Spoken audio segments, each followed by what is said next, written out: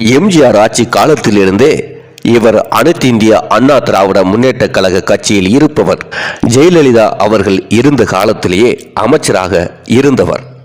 ஜெயலலிதா அவர்கள் இறந்த பிறகு அதிமுகவில் அடுத்து யார் தலைமை ஏற்பது என்ற பல குழப்பங்களும் பிரச்சனைகளும் நிலவிய போது சசிகலா அம்மையார் தான் தலைமை ஏற்க வேண்டும் என்றும் கெஞ்சியவர்களில் இவரும் ஒருவர். சசிகலா அம்மையார் பொதுச் செயலாளராக ஆக வேண்டும் என்று ஒரு மனதாக தேர்ந்தெடுக்கப்பட்டவர்களில் இவரும் முழு ஆதரவாளராக இருந்தார். பிறகு எடப்பாடி பழனிசாமி அவர்களை கூவத்தூரில் சசிகலா அம்மையார் அனைத்து எம்எல்ஏக்களையும் ஒருங்கிணைத்து அந்த பதவியை கொடுத்தபோது இவரும் கூட இருந்து சசிகலா அம்மையாருக்கு முழு ஆதரவாளராக இருந்தார். பொது மேடைகளில் பேசும்போது அவ்வப்போது தவறான கருத்துக்களை பேசி சர்ச்சைகளில் சிக்குவர். அனைத்து இந்திய அண்ணா திராவிட முன்னேற்ற கழகத்தின் பொருளாளர், முன்னாள் அமைச்சர், அதிமுகவின் மூத்த தலைவருமான ஐயா திண்டுக்கல் சீனிவாசன் அவர்கள் 1948 ஆண்டு ஏப்ரல் மாதம் 1ஆம் தேதி பிறந்தார். எம்ஜிஆர் அவர்கள் சினிமாவில் நடித்த காலத்திலேயே எம்ஜிஆர் அவர்களின் தீவிர ரசிகராக இருந்தார்.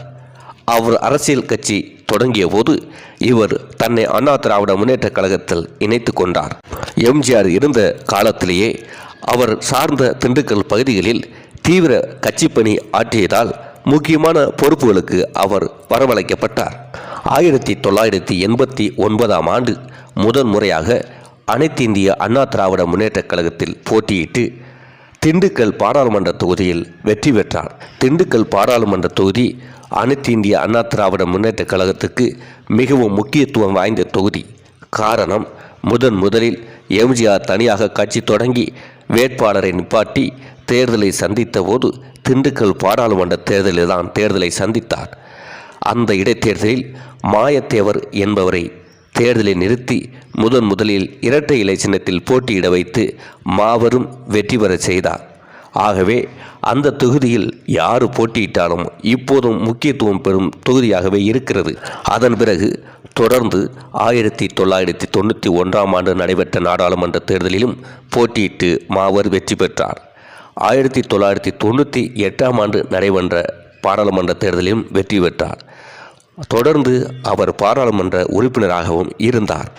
2016 ஆண்டு நடைபெற்ற சட்டமன்ற தேர்தலில் போட்டியிட்டு மாபெரும் வெற்றி பெற்றார். அப்போது ஜெயலலிதா அவர்கள் முதலமைச்சராக தேர்ந்தெடுக்கப்பட்ட போது இவர் வனத்துறை அமைச்சராக தேர்ந்தெடுக்கப்பட்டார். 2016 முதல் 2021 ஆண்டு வரை வனத்துறை அமைச்சராக இருந்தார்.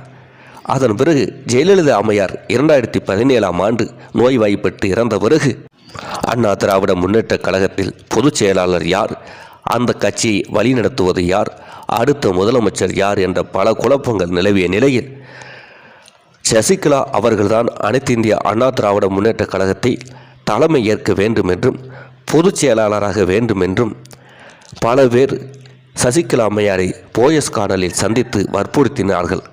அதில் திண்டுக்கல் சீனிவாசன் அவர்களும் ஒருவர். பொதுச் செயலாளராக மட்டுமின்றி முதலமைச்சராக வர வேண்டும் என்றும் ஒரு மனதாக கையெழுப்பமிட்டவர்களில் திண்டுக்கல் சீனிவாசனும் ஒருவர். அதாவது எம்ஜிஆர் இருந்தபோது கட்சியில் பொதுச் செயலாளராகவும் முதலமைச்சராகவும் இருந்தார். ஜெயலலிதா அவர்கள் இருந்தபோதும் கட்சியும் பொதுச் செயலாளராகவும் முதலமைச்சராகவும் இருந்தார்கள். அதே போன்று கட்சியும் ஆட்சியும் ஒருவரிடம்தான் இருக்க வேண்டும் என்று சசிகலா அம்மையாரை முதலமைச்சராகவும் தேர்ந்தெடுத்தார்கள். ஆனால் ஒரு வழக்கில் சசிகலா அம்மையார் சிறை செல்ல வேண்டிய சூழல் ஏற்பட்ட போது அவரால் முதலமைச்சராக முடியாத சூழல் ஏற்பட்டது.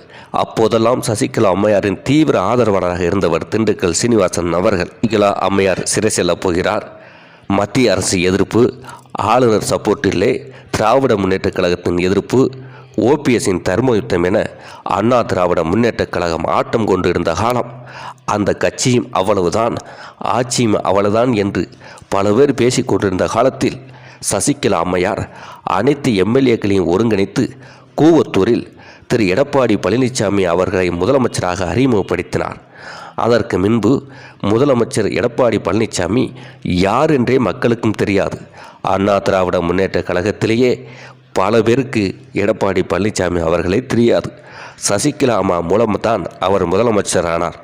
அப்போதும் திண்டுக்கல் சீனிவாசன் அவர்கள் சசிகலா அம்மாவின் தீவிர ஆதரவாளராகத்தான் செயல்பட்டார். அதன் பிறகு அவர் சிறை செல்ல வேண்டிய சூழல் வந்து சிறை சென்ற பிறகு ஆர்கே நகரில் இடைத்தேர்தல் வந்தது. அப்போது துணை பொதுச் செயலராக இருந்த டிடிவி தினகரன் அவர்கள் ஆர்கே நகர் தேர்தலில் போட்டியிட்டார். ஓபிஎஸ் அவர்கள் தர்ம யுத்தம் நடத்தியதால் இரட்டை இலை முடக்கப்பட்டது. இந்த காலகட்டத்தில் தொப்பி சின்னம் டிடிவி தினகரன் அவர்களுக்கு கொடுக்கப்பட்டது.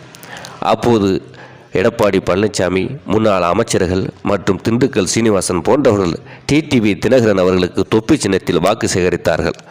ஆனால் தேர்தல் நிறுத்தப்பட்டது. அதன் பிறகு எடப்பாடி பழனிசாமி அவர்களுக்கும் டிடிவி தினகரன் அவர்களுக்கும் கருத்து வேறுபாடு ஏற்பட்டது. பிறகு ஓபிஎஸ் அவர்கள் கட்சியில் இணைத்து கொள்ளப்பட்டு துணை முதல்வர் பதவியும் கொடுக்கப்பட்டது. இதுவரைக்கும் சசிகலா அம்மையாரின் டிடிவி தினகரனின் ஆதரவாளராக இருந்த திரு திண்டுக்கல் சீனிவாசன் அவர்கள் தற்போது எடப்பாடி பழனிசாமி ஆதரவாளராக மாறினார். அதன் பிறகு சில நாட்கள் கழித்து ஆர்கே நகரில் மீண்டும் தேர்தல் வந்தது. அப்போது இரட்டை இலை கொடுக்கப்பட்டது. ஓபிஎஸ், இபிஎஸ் இருவரும் இணைந்திருந்தார்கள். டிடிவி தினகரன் சுயேட்சை வேட்பாளராக குக்கர் சின்னத்தில் போட்டியிட்டார். அப்போது யார் ஆளுமை என நிரூபிக்க வேண்டிய சூழல் இருந்தது. எடப்பாடி பழனிசாமியா டிடிவி தினகரனா என்பதுதான் அந்த தேர்தலில் முக்கியம். ஆனால் திரு டிடிவி தினகரன் அவர்கள் மாபெரும் வெற்றியை பெற்றார். அதிமுக படுதோல்வி அடைந்தது. திராவிட முன்னேற்ற கழகம் டெபாசிட் இழந்தது. டிடிவி தினகரன் தன்னை ஒரு ஆளுமை மிக்க தலைவராக அந்த தேர்தலில் நிரூபித்தார். ஆனால் எடப்பாடி பழனிசாமியின் தோல்வி அன்றிலிருந்து ஆரம்பமானது. அதன் பிறகு கட்சியிலிருந்து டிடிவி தினகரன், சசிகலா அம்மையார் போன்றோரை நீக்கினார்கள். அம்மா மக்கள் முன்னேற்ற கழகம் என்ற கட்சி அண்ணா திராவிட முன்னேற்ற கழகத்துக்கு எதிராக டிடிவி தினகரன் ஆரம்பித்தார். அன்றிலிருந்து அதிமுக இன்று வரை வெற்றி பெற முடியவில்லை. தீவிர சசிகலா அம்மையாரின் டிடிவி தினகரனின் ஆதரவாளராக திண்டுக்கல் சீனிவாசன் அவர்கள் தற்போது எடப்பாடி பழனிசாமி அவர்களின் ஆதரவாளராக இருந்து வருகின்றார். அதிமுக வாக்குகளை 5%, 6% என தொகுதிக்கு ஏற்றவாறு டிடிவி தினகரன் பிரித்ததனால் அண்ணா திராவிட முன்னேற்ற கழகம் தொடர்ந்து 10 தேர்தல்களில் தோற்றுக்கொண்டு வருகிறது. இருந்தாலும் தோல்வி பெறும் அதிமுக 10 தேர்தலில் தோற்றுவிட்டது. கட்சி இணைத்தால் மட்டுமே வெற்றி பெற முடியும் என்று தெரிந்தும் திண்டுக்கல் சீனிவாசன் போன்ற சீனியர் தலைவர்கள் மௌனம் காப்பது பெரும் ஆச்சரியத்தையும் குழப்பத்தையும் ஏற்படுத்தி உள்ளது. இந்த சூழ்நிலையில் தற்போது நடைபெற்ற 2024 பாராளுமன்ற தேர்தலில் அரசியல் வரலாற்றில் ஆண்ட கட்சி இவ்வளவு படு மோசமாக தோற்றதே கிடையாது. அந்த அளவுக்கு 7 தொகுதிகளில் டெபாசிட்டில் இழந்தது. 12 தொகுதிகள் 3ஆம் இடத்துக்கு தள்ளப்பட்டது. பல தொகுதிகளில் நாம் தமிழர் கட்சியை விட பின்னுக்கு தள்ளப்பட்டது. இவ்வளவு பெரிய தோல்வி அடைந்த பிறகும் எடப்பாடி பழனிசாமி அவர்களை நம்பி இவர் போன்ற சீனியர் தலைவர்கள் பயணிப்பது ஆச்சரியத்தை ஏற்படுத்தியுள்ளது. தோல்விக்கு காரணம் முக்குளத்தூர் தேவர் சமுதாயத்தின் முக்கிய தலைவர்களாக பார்க்கப்பட்ட சசிகலா அம்மையார், டிடிவி தினகரன், ஓ பன்னீர்செல்வம் போன்ற தலைவர்களை கட்சியை விட்டு நீக்கியதால் முக்குளத்தூர் தேவர் சமுதாய மக்கள் ஒட்டுமொத்தமாக எடப்பாடி பழனிசாமிக்கு எதிராக உள்ளனர். 10.5% இடஒதுக்கீடுக்காக வன்னியர்களுக்கு சாதகமாக செயல்பட்டதாக மற்ற 106 சாதிகளும் எடப்பாடி பழனிசாமிக்கு எதிராகவும் இருந்தன. இது போன்ற பல காரணங்கள் எடப்பாடி பழனிசாமிக்கு எதிராக இரட்டை இலைக்கு வாக்காக மாறவில்லை. இன்னொன்று, எடப்பாடி பழனிசாமி அவர்களை தலைவராக யாரும் ஏற்றுக்கொள்ளவில்லை. ஆளுமை உள்ள தலைவராக மக்கள் ஏற்றுக்கொள்ளவில்லை. இதன் காரணமாக அனைத்து இந்திய அண்ணா திராவிட முன்னேற்ற கழகம் அழியும் சூழல் ஏற்பட்டுள்ளது. இவ்வளவு படுமோசமான சூழ்நிலைக்கு போன பிறகும் எம்ஜிஆர் ஆட்சி காலத்திலிருந்து அண்ணா திராவிட முன்னேற்ற கழகத்தில் பணியாற்றும் உழைத்த மாபெரும் தலைவர் ஐயா திண்டுக்கல் சீனிவாசன் போன்றவர்கள் இது பற்றி பேசாமல் இருப்பதுதான் தொண்டர்கள் மத்தியிலும் பொதுமக்கள் மத்தியிலும் கேள்வியை எழுப்பி வருகின்றன. இவர் போன்ற பல சீனியர் அமைச்சர்கள், முன்னாள் அமைச்சர்கள், தலைவர்கள் இன்னும் மௌனம் காப்பதுதான் ஆச்சரியமாக இருக்கிறது. இந்த சூழ்நிலையில் சசிகலா அம்மையார் தீவிர அரசியலில் இறங்கியுள்ளார். இது மேலும் அதிமுகவில் பேரிடியாக அமைந்துள்ளது. பல முக்கியமான முன்னாள் அமைச்சர்கள் 6 பேர், அதாவது செங்கோட்டையன் அவர்கள், சி.வி. சண்முகம் அவர்கள், நத்தம் விஸ்வநாதன் அவர்கள், கே.பி. அன்பழகன், தங்கமணி, எஸ்.பி. வேலுமணி போன்ற முன்னாள் அமைச்சர்கள் கட்சி ஒருங்கிணைக்க வேண்டும் என்று பேசியதாகவும் தகவல்கள் வருகின்றன. ஆனால் எடப்பாடி பழனிசாமி அவர்கள் ஒத்துக்கொள்ளவில்லை என்றும் கூறப்படுகிறது. கட்சி சசிகலா அம்மையார், டிடிவி தினகரன் ஓ பன்னீர்செல்வம் போன்றவர் ஆதரவாளர்களால் வாக்கு வங்கி பிளவுபட்டு கிடப்பதனால் கட்சி ஒன்றிணையாமல் ஒருபோது வெற்றி பெற முடியாது என்பது எல்லோருக்கும் தெரியும்.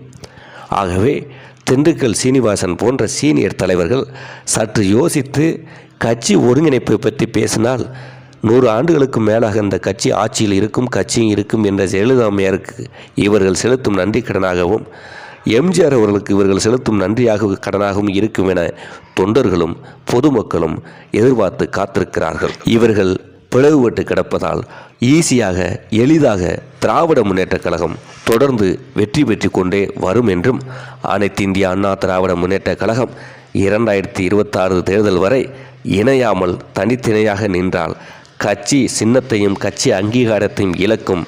ஏனென்றால் வாக்கு வங்கியை இழந்து விடுகிறது அண்ணா திராவிட முன்னேற்றக் கழகம் என்பது உண்மை.